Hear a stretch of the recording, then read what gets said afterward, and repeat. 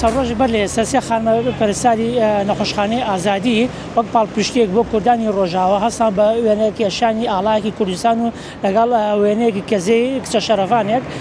پاشان هەستاون لە دیواری نێو قاوشی نەخۆشخانەی ئازادی لە نهۆنی پێنجەم لە چەند شوێنێک هەڵیان واسی و پاشان کردە ڤیدیۆکیان تۆمار کردو لە سۆشیال میدیا بەڵاویان کردێتەوە.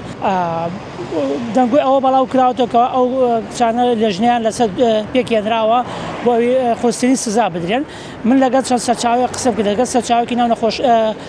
ببوون لەگەڵ سەرچاوەیەکی فەرمانگەی تەندروستی قسەم کرد، تەنها باسی لەوە کردووە کەوا بەڕێوەبەری فەرمانگەی تەندروستی کەرکووک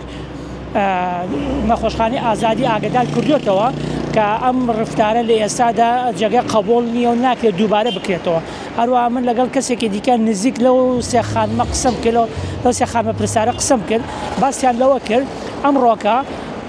ئەو سێ خانمە بانگێشتی بەشی کارژێری نەخۆشخانەی ئازادی کراون، ئاگادار کراونێتەوە، بەڵێنامەیان پێ پڕ کراوەتەوە بۆی کاری لەو شێوەیە دووبارە نەکەنەوە.